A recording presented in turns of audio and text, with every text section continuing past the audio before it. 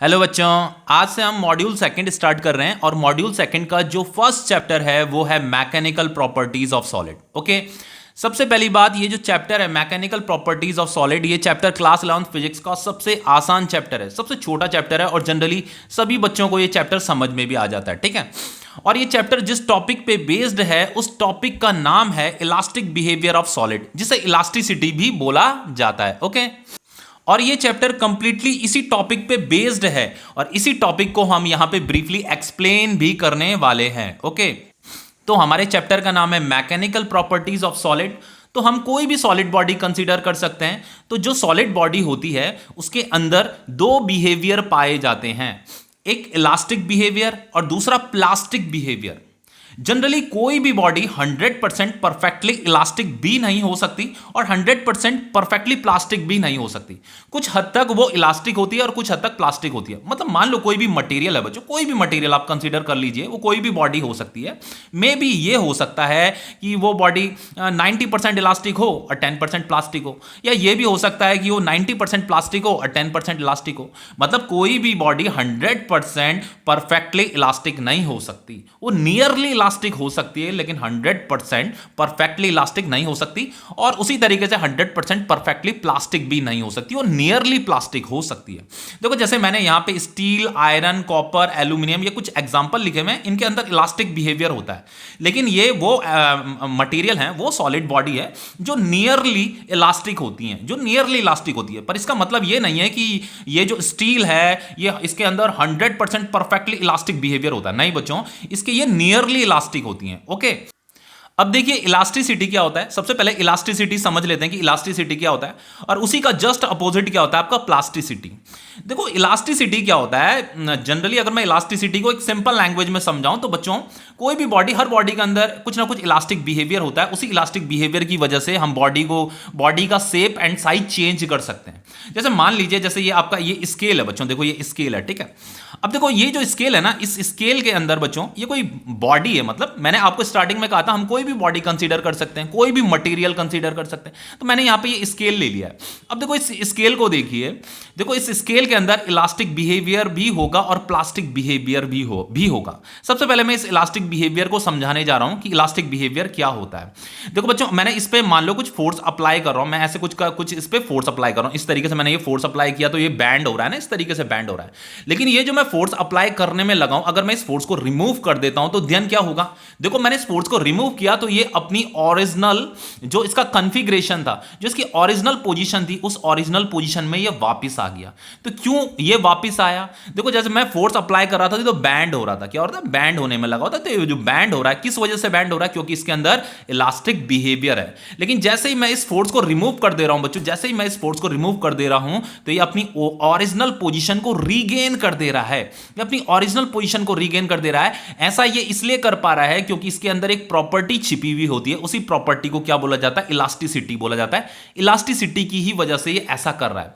हर material के अंदर बच्चों इलास्टिक प्रॉपर्टी होती है और हर मटेरियल के अंदर प्लास्टिक प्रॉपर्टी भी होती है। ठीक है, तो इस स्केल के अंदर भी बच्चों ये जो जिस भी मटेरियल का ये बना है, उस मटेरियल का नाम क्या है, मैं उसके पीछे मैं उससे रिगार्डिंग में मैं यहां पे आपसे क्वेश्चन अराइज नहीं कर रहा हूं। मैं ये बोल रहा हूं कोई भी मटेरियल वो हो सकता है, उसके अंदर इलास्टिक बिहेवियर भी है, उसके अंदर प्लास्टिक बिहेवियर भी है।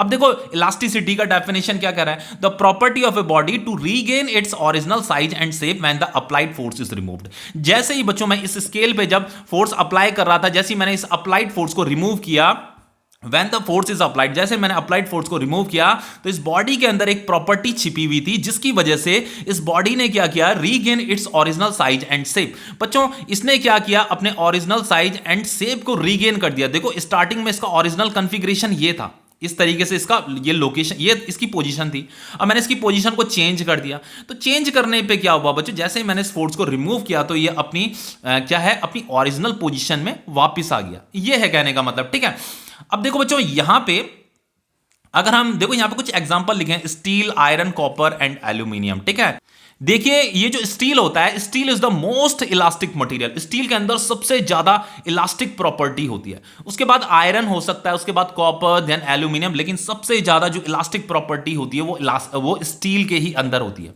अब देखो ये प्लास्टिसिटी क्या होता है? देखो प्लास्टिसिटी का मतलब ये होता है the property of a body due to which it can not regain its original size and shape on the removal of deforming force and gets permanently deformed and is known as plasticity. देखो यहां पे कुछ लिखा हुआ है, putty, mud, paraffin wax are example of nearly perfectly plastic bodies. अब देखो बच्चों इसका बेस्ट एग्जांपल ये हो सकता है, देखो जनरली जब हम रोटी बनाने के लिए आटा गूंथते हैं ना, तो बच्चों वो जो गुंदा हुआ आटा होता है, मान लीजिए वो सर्कुलर है, अभी ऐसे स्पेरिकल है, मतलब ऐसे स्पेरिकल शेप का ये गुंदा हुआ आटा है। अब देखो बच्चों अगर मैं इसमें कुछ फोर्स अप्लाई करूंगा, इस पे कुछ फोर्स अप्लाई करता हूं, तो फोर्स अप्लाई करने पे क्या होगा, इसका शेप कुछ ऐसा हो जाएगा। ठीक है, फोर्स अप्लाई करने पे मान लीजिए इसका शेप ऐसा हो गया। ठीक है, अब स्टार्टिंग में तो ये स्पेरिकल था, ये गुंदा हुआ आटा स्पेरिकल था, मैंने इस पे कुछ फोर्स अप्लाई किया, फोर्स अप्लाई करने पे इसका शेप कुछ ऐसा हो गया। लेकिन बच्चों जैसे ही मैं उस फोर्स को रिमूव करूंगा, तो रिमूव करने पे ये जो गुंदा हुआ आटा है, अब ये जो पुराना वाला जो इसका शेप था ना, इस शेप को रीगेन नहीं कर पाएगा, कंप्लीटली रीगेन नहीं कर पाएगा, कुछ हद तक कोशिश करेगा रीगेन करने का, कुछ हद तक रीगेन करने का कोशिश करता है अपने ओरिजिनल शेप को, साइज को, लेकिन वो कंप्लीटली उसे रीगेन नहीं कर पाता, इस शेप को कंप्लीटली रीगेन नहीं कर पाता। तो ऐसा इसलिए नहीं कर पा रहा है क्योंकि इसके अंदर प्लास्टिक बिहेवियर है। इसके अंदर क्या है? प्लास्टिक बिहेवियर है।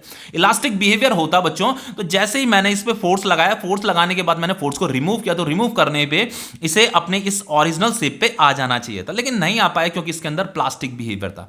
तो देखो क्या लिखा है प्लास्टिसिटी के बारे में, क्या लिखा है, the property of a body due to which it can not regain its original size and shape on the removal of deforming force. जो आपने डिफॉर्मिंग फोर्स लगाया था, जिसकी वजह से इसका शेप एंड साइज डिफॉर्म हो गया, उस फोर्स को जैसे ही हम रिमूव करते हैं, तो रिमूव करने पे वो क्या होता है बच्चों, वो बॉडी जो है गेट्स परमानेंटली डिफॉर्म हो जाती है, वो अपनी ओरिजिनल शेप एंड साइज को रीगेन नहीं कर पाती। देन बच्चों ये जो बिहेवियर होता है, इसी बिहेवियर को क्या बोला जाता है? प्लास्टिसिटी बोला जाता है। अब देखो जैसे बच्चों ये स्केल है, देखो ये स्केल है, ध्यान से देखना, इसी के अंदर इलास्टिक बिहेवियर भी है, इसी के अंदर प्लास्टिक बिहेवियर भी है। कैसे करके मैं प्लास्टिक बिहेवियर मैं समझाने जा रहा हूं आपको, देखो ध्यान से देखिएगा। देखो बच्चों इस स्केल को मैंने बैंड किया, ऐसे बैंड किया, तो देखो ये बैंड होने में लगा, क्या हो रहा है? बैंड हो रहा है ना। तो इसका इलास्टिक बिहेवियर अभी आपको ये दिखाई दे रहा है, देखो ये ऐसे बैंड हो जा रहा है, ये ऐसे बैंड हो जा रहा है, ऐसे, ये इसका इलास्टिक बिहेवियर दिख रहा है। ठीक है, ये इलास्टिक बिहेवियर दिख रहा है। और ये देखो ये फिर वापस अपनी ओरिजिनल कॉन्फ़िगरेशन में वापस आ गया। लेकिन बच्चों अगर मैं इस फोर्स को बहुत ज्यादा बढ़ा दूं तो क्या होगा? देन क्या होगा बच्चों? ये ब्रेक हो जाएगा, टूट जाएगा। अब ये टूट जाएगा ना, देन ये परमानेंटली डिफॉर्म हो जाएगा। ये टूटा क्यों बच्चों? ये टूटा क्यों? देखो इलास्टिसिटी की वजह से कोई चीज टूटती नहीं है बच्चों, प्लास्टिसिटी की वजह से कोई चीज टूटती है। तो ये जो ब्रेक हो रहा है बच्चों, ये ब्रेक इसलिए हो रहा है क्योंकि इसके अंदर अपना एक इलास्टिक लिमिट था, आपको उस लिमिट को क्रॉस नहीं करना है। अगर आप इसमें बहुत ज्यादा फोर्स लगा दोगे, तो बच्चों इसके अंदर जो इलास्टिक लिमिट था उसको आपने क्रॉस कर दिया है, इसीलिए ब्रेक हो जाएगा। ज्यादा फोर्स लगाने पर ये टूट भी जाएगा, पक्की बात है टूट जाएगा, क्योंकि उसका जो इलास्टिक लिमिट था उसको आपने क्रॉस कर दिया। और देन जिसका प्लास्टिक बिहेवियर था ना, जो बच्चों इसका प्लास्टिक बिहेवियर था, तो प्लास्टिक बिहेवियर की ही वजह से ये क्या होगा? ये टूट जाएगा और परमानेंटली डिफॉर्म हो जाएगा। समझ में आ रहा है कुछ? अब देखिए इस इलास्टिक बिहेवियर को समझने के लिए हमें क्या करना पड़ेगा? स्प्रिंग का एग्जांपल लेना पड़ेगा। ठीक है, स्प्रिंग का एग्जांपल लेना पड़ेगा। देखो बच्चों जनरली होता क्या है, मान लीजिए ये एक स्प्रिंग है, ठीक है, हेलिकल स्प्रिंग है। अब देखो मान लो इसका लेंथ इतना है, अभी इसका लेंथ इतना है, तो बच्चों अगर मैं इस पे कुछ फोर्स अप्लाई करता हूं, इस डायरेक्शन में अगर मैं फोर्स अप्लाई करता हूं, तो फोर्स अप्लाई करने पे क्या होगा? मान लो मैं इसे इधर से खींच रहा हूं, तो खींचने पे ये इलोंगेट हो जाएगा, मतलब थोड़ा लंबा हो जाएगा, इसका लेंथ बड़ा हो जाएगा। तो पहले इसका लेंथ इतना था, अब ये फोर्स लगाने पे क्या हुआ? इसका लेंथ कुछ इतना हो गया। ठीक है, क्यों? क्योंकि बच्चों हम कंटिन्यूअसली इसे क्या कर रहे थे? इस डायरेक्शन में फोर्स लगा रहे थे। ठीक है, इस डायरेक्शन में हम इसे खींच रहे थे, इस डायरेक्शन में हम फोर्स लगा रहे थे, तो इसका जो लेंथ है यहां से लेकर के यहां तक थोड़ा बड़ा हो गया। लेकिन बच्चों जब हम कंटिन्यूअसली इस पे कुछ फोर्स लगाते रहते हैं, ये तो अप्लाइड फोर्स है ये वाला, तो ये स्प्रिंग भी क्या करता है? अपोजिट डायरेक्शन में क्या लगाता रहता है? ये रीस्टोरिंग फोर्स लगाता रहता है। तो ये जो फोर्स है, ये फोर्स कहां से आया बच्चों? स्प्रिंग लगा रहा है ये फोर्स। अगर आप इस डायरेक्शन में स्प्रिंग को खींचोगे, तो स्प्रिंग भी क्या करेगा? अपोजिट डायरेक्शन में फोर्स लगाएगा। इस फोर्स को स्प्रिंग फोर्स बोला जाता है, इस फोर्स को अप्लाइड फोर्स बोला जाता है, और इसी फोर्स को बच्चों रीस्टोरिंग फोर्स भी बोला जाता है। Restoring force. एक्चुअल में होता क्या है कि जब हम स्प्रिंग को खींच रहे होते हैं, तो स्प्रिंग भी इस डायरेक्शन में फोर्स लगा रहा होता है, इस फोर्स को रीस्टोर करता रहता है। तो जैसे ही हम इस अप्लाइड फोर्स को रिमूव कर देते हैं तो ये स्प्रिंग जो है अपनी इस ओरिजिनल कॉन्फ़िगरेशन में इस ओरिजिनल कॉन्फ़िगरेशन को रीगेन करने लग जाता है, इस रीस्टोरिंग फोर्स की वजह से रीगेन करने लग जाता है। समझ रहे हो ना? मान लो मैं इधर फोर्स लगा रहा था, इधर फोर्स लगा रहा था, तो इसका लेंथ क्या हो रहा था, बड़ा बड़ा बड़ा हो रहा था, ये लॉन्गट होने में लगा था। लेकिन ये जो अप्लाइड फोर्स है बच्चों, अगर मैं इस अप्लाइड फोर्स को रिमूव कर देता हूं तो देन ये स्प्रिंग क्या करेगा, अपने ओरिजिनल जो इसकी लेंथ थी ना, जो इसकी ओरिजिनल लेंथ थी, इसे रीगेन कर देगा। ठीक है, इसी ओरिजिनल कॉन्फ़िगरेशन को रीगेन कर देगा। क्योंकि बच्चों ये जो रीस्टोरिंग फोर्स था, जिसे हम स्प्रिंग फोर्स भी बोलते हैं, इसी फोर्स की वजह से इसने अपना ओरिजिनल कॉन्फ़िगरेशन को रीगेन किया है। क्योंकि जब हम फोर्स अप्लाई कर रहे थे तो कंटिन्यूअसली ये फोर्स भी क्या हो रहा था, रीस्टोर होने में लगा हुआ था। तो जब हम इस फोर्स को या अप्लाइड फोर्स को रिमूव कर देते हैं, देन ये रीस्टोरिंग फोर्स क्या करता है बच्चों, इसे वापस उसी की ओरिजिनल कॉन्फ़िगरेशन में वापस ले जाता है। ओके, इतना समझ में आया? अब देखिए बच्चों, अगर आपको किसी भी बॉडी का इलास्टिक बिहेवियर अगर समझना है, किसी भी सॉलिड बॉडी का इलास्टिक बिहेवियर समझना है, तो सबसे पहले आपको उस बॉडी का माइक्रोस्कोपिक नेचर समझना होगा। देखो यहां पे एक ये सॉलिड बॉडी है, ये एक सॉलिड बॉडी है। देखो अब देखो बच्चों, यहां पे ये कुछ स्पेरिकल बॉल आपको ये दिखाई दे रही होंगी। तो ये जो स्पेरिकल बॉल यहां पे बना रखी हैं, ये एटम्स को रिप्रेजेंट कर रही हैं। ठीक है बच्चों, कोई भी जो सॉलिड बॉडी होती है वो नंबर ऑफ एटम्स से बनी होती है, और वो जो नंबर ऑफ एटम्स होते हैं वो आपस में जो कनेक्टेड होते हैं वो इंटरमॉलिक्यूलर फोर्स की वजह से कनेक्टेड होते हैं। तो यहां पे ये जो स्प्रिंग आपको दिखाई दे रही है, जो हेलिकल स्प्रिंग यहां पे ये फिगर में जो बना रखी हैं, ये क्या रिप्रेजेंट कर रही हैं बच्चों? ये रिप्रेजेंट कर रही हैं कि ये एटम इन दोनों में आपस में इंटरमॉलिक्यूलर फोर्स लग रहा है। तो उन इंटरमॉलिक्यूलर फोर्स को ये स्प्रिंग यहां पे रिप्रेजेंट कर रही है। जैसे ये जो एटम है ना, ये एटम बच्चों इस वाले एटम से भी कनेक्टेड है, इससे भी कनेक्टेड है, इससे भी कनेक्टेड है, इससे भी कनेक्टेड, सभी एटम से ये एक दूसरे से कनेक्टेड है। ठीक है, हर एटम एक दूसरे एटम से कनेक्टेड है, इसलिए यहां पे ये स्प्रिंग दिखाई गया। मतलब ये इंटरमॉलिक्यूलर फोर्स है। इन्हीं इंटरमॉलिक्यूलर फोर्स की वजह से ये एटम्स आपस में कनेक्टेड होते हैं और एक स्टेबल इक्विलिब्रियम पोजीशन में बने रहते हैं, स्टेबल इक्विलिब्रियम पोजीशन में बने रहते हैं। इतना समझ में आ गया? अब देखिए बच्चों, जैसे ये एक सॉलिड बॉडी है, अगर मैं इस पे फोर्स लगाता हूं तो फोर्स लगाने से इसका शेप एंड साइज चेंज होने लग जाएगा। तो मान लीजिए कि हमने कुछ फोर्स लगाया, तो फोर्स लगाने से ये वाला जो एटम है ना, ये वाला एटम कुछ डिस्प्लेस होने लग गया, इस डायरेक्शन में डिस्प्लेस होने लग गया। ऐसा मान लीजिए कि ये वाला एटम इस डायरेक्शन में डिस्प्लेस होने लग गया। अब देखो बच्चों, ये वाला जो एटम है इस वाले एटम से भी कनेक्टेड है, इस वाले एटम से भी कनेक्टेड है, बाकी और एटमों से भी कनेक्टेड है वैसे, पर इस एटम से भी कनेक्टेड है, इस एटम से भी कनेक्टेड है। तो होगा क्या बच्चों कि अगर ये डिस्प्लेस हो रहा है, अगर इस डायरेक्शन में अगर ये डिस्प्लेस हो रहा है ये वाला एटम, तो देन ये वाला जो स्प्रिंग है, ये वाला स्प्रिंग कंप्रेस होने लगेगा। इसका जो ये लेंथ है बच्चों, ये लेंथ छोटा होने लग जाएगा। तो ये वाला स्प्रिंग तो कंप्रेस हो रहा है, लेकिन ये वाला जो स्प्रिंग है बच्चों, ये इलोंगेट होने लग जाएगा। देखो अगर ये एटम इधर डिस्प्लेस हो रहा है तो ये एटम जो है इस वाले एटम से, इस स्प्रिंग से कनेक्टेड है, ये वाला एटम भी इस वाले स्प्रिंग से कनेक्टेड है। तो अगर ये इधर डिस्प्लेस हो रहा है तो ये वाला कंप्रेस होने लग जाएगा, ये वाला स्प्रिंग इलोंगेट होने लग जाएगा। तो आपको पता है कि अगर स्प्रिंग कंप्रेस होता है बच्चों, तो ये स्प्रिंग क्या करता है, अपोजिट डायरेक्शन में फोर्स लगाता है, ऐसे फोर्स लगाएगा, रीस्टोरिंग फोर्स लगाएगा। और ये वाला स्प्रिंग भी इधर इलोंगेट हो रहा है, तो ये वाला स्प्रिंग भी क्या करेगा, अपोजिट डायरेक्शन में रीस्टोरिंग फोर्स लगाएगा। समझ में आ रहा है इतना? मैंने यहां पे ये रीस्टोरिंग फोर्स नहीं बताया था। आप जिधर फोर्स लगाओगे बच्चों, आप मान लो इस स्प्रिंग में इधर फोर्स लगाया, तो जिधर आप फोर्स लगाते हो ना, उसके अपोजिट डायरेक्शन में स्प्रिंग भी क्या करता है, रीस्टोरिंग फोर्स लगाता है। स्प्रिंग को जिस डायरेक्शन में आप डिस्प्लेस करोगे, स्प्रिंग उसके अपोजिट डायरेक्शन में रीस्टोरिंग फोर्स लगाता है। अब देखो बच्चों, अगर ये इधर डिस्प्लेस हो रहा है, ये वाला स्प्रिंग अगर इधर डिस्प्लेस हो रहा है, तो ये वाला स्प्रिंग, यही स्प्रिंग क्या करेगा, इधर रीस्टोरिंग फोर्स लगाएगा।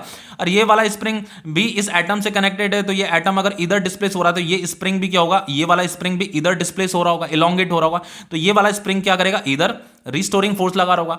तो बच्चों ये जो अप्लाइड फोर्स है जो कि इस एटम पे लग रहा है, अगर इस अप्लाइड फोर्स को रिमूव कर दिया जाए, इस अप्लाइड फोर्स की वजह से, तो इस सॉलिड बॉडी का शेप चेंज हो रहा होगा। समझ लो ना, इस सॉलिड बॉडी का चेंज हो रहा होगा। लेकिन ये जो रीस्टोरिंग फोर्स है, जैसे ही हम इस अप्लाइड फोर्स को रिमूव कर देंगे, ये रीस्टोरिंग फोर्स क्या करेगा बच्चों, इस बॉडी का जो शेप एंड साइज था उसे रीगेन करवाएगा। ठीक है, इसे वापस इसकी ओरिजिनल कॉन्फ़िगरेशन में ले जाएगा, मतलब इसे ओरिजिनल पोजीशन इसे रीगेन करवाएगा। समझ रहे हो? तो यही इसका इलास्टिक बिहेवियर होता है। ओके, समझ में आया इतना?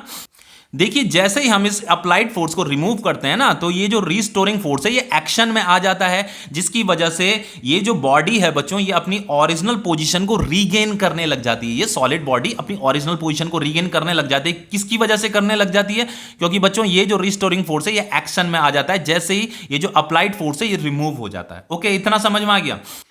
अब देखिए आपका, देखो ये जो इलास्टिक बिहेवियर होता है किसी भी मटेरियल के, जो अंदर इलास्टिक बिहेवियर होता है बच्चों, it plays an important role in engineering design. Okay, for example while constructing bridges and automobiles, knowledge of elastic behaviour of material is essential.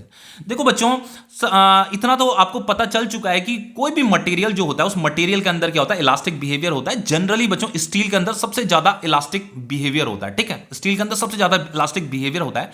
इसीलिए बच्चों जो इंजीनियर्स होते हैं वो जब ब्रिज को डिजाइन करते हैं, जब ब्रिज उन्हें बनाना होता है तो वो ब्रिज को बनाने के लिए बच्चों स्टील का ही यूज करते हैं। एक्चुअली बच्चों जो आपका ब्रिज होता है ना, जो आपका ब्रिज होता है वो कुछ इस तरीके से, ये पिलर्स होते हैं, ये पिलर्स होते हैं, ये पिलर्स होते हैं, इसके ऊपर ये स्लैब होती है, ठीक है, ये कुछ स्लैब है, ये स्लैब इसके ऊपर रखिए। तो बच्चों ये जो ब्रिज होता है, ब्रिज एक्चुअल में बच्चों कॉन्क्रीट और स्टील का मिक्सचर होता है, ठीक है। कॉन्क्रीट, कॉन्क्रीट समझते हो, रेता बजरी सीमेंट जिसे बोलते हैं, कॉन्क्रीट प्लस स्टील का मिक्सचर होता है।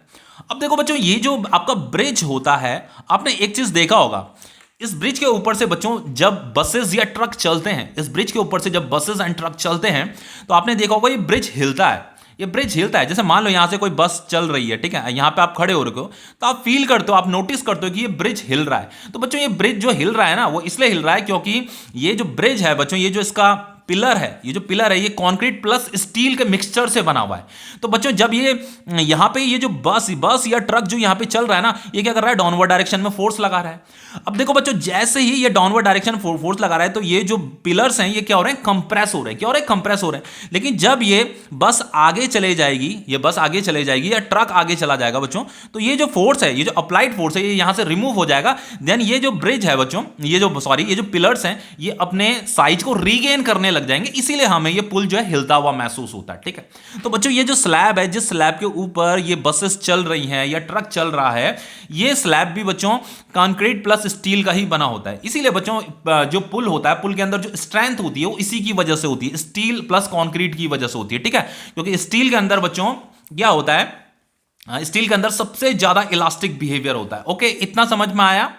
अब देखिए अगर किसी भी इंजीनियर को अगर ब्रिज डिजाइन करना है तो सबसे पहली बात है उस इंजीनियर को जो मटेरियल के अंदर जो इलास्टिक बिहेवियर होता है उसका नॉलेज होना चाहिए। अब देखो बच्चों जैसे ये जो स्टील होता है ना, स्टील के अंदर इलास्टिक बिहेवियर सबसे ज्यादा होता है, लेकिन स्टील भी कई प्रकार के होते हैं, ठीक है। उसी प्रकार से आयरन भी कई प्रकार के होते हैं, उसी प्रकार से बच्चों ब्रिज भी कई प्रकार के होते हैं। कुछ ब्रिजेस आपके इस प्रकार के बनाए जाते हैं कि जिसमें छोटे मोटे व्हीकल्स चल सके। कुछ ब्रिजेस ऐसे भी बनाए जाते हैं जिनसे ऊपर से यहाँ से ट्रेन पास हो सके। अब ट्रेन तो बहुत हैवी है ना बच्चों, ट्रेन तो बहुत हैवी है, तो वहां पे उन ब्रिजेस को बनाने के लिए जो स्टील होगा वो अलग प्रकार का स्टील होगा, ठीक है। उस स्टील के अंदर जो इलास्टिक प्रॉपर्टी होगी वो ज्यादा होगी। लेकिन अगर आपको ऐसा ब्रिज बनाना है, कुछ ऐसा ब्रिज बनाना है जिनके ऊपर से जस्ट बच्चों ये छोटी मोटी गाड़ियां चल सके, कार चल सके या ऑटो स्कूटर चल सके, तो वहां पे भी हम स्टील का यूज कर सकते हैं, लेकिन वहां पे अलग प्रकार का स्टील यूज किया जाता है, ठीक है। तो सबसे इंपॉर्टेंट चीज यहां पे है बच्चों कि अगर आप ब्रिज बनाने जा रहे हो, कोई भी इंजीनियर्स अगर ब्रिज बनाने जा रहे हैं तो उन्हें सबसे पहली बात ये इलास्टिक बिहेवियर का नॉलेज होना इसेंशियल है, ठीक है। उसका नॉलेज उन्हें अच्छा होना चाहिए, देन वो एक बेहतरीन ब्रिज डिजाइन कर सकते हैं या बना सकते हैं। उसी तरीके से बच्चों ऑटोमोबाइल्स किसे कहते हैं, जैसे जो कार कंपनी होती है जहां कार डिजाइन की जाती है, तो वहां पे भी इलास्टिक बिहेवियर का बहुत इंपॉर्टेंट रोल होता है। तो देन बच्चों ये एक इंट्रोडक्टिव वीडियो था, ये टॉपिक आपका कंप्लीट हो चुका है। यहां पे मैंने जस्ट आपको ये बताया कि इलास्टिसिटी क्या होता है, प्लास्टिसिटी क्या होता है, इसकी इंपॉर्टेंस क्या होती है। अब इससे रिलेटेड जो टॉपिक्स आएंगे, अभी हम स्ट्रेस के बारे में पढ़ेंगे, स्ट्रेन के बारे में पढ़ेंगे, देन फाइनली ये टॉपिक तो आपका कंप्लीट हो गया है। ओके।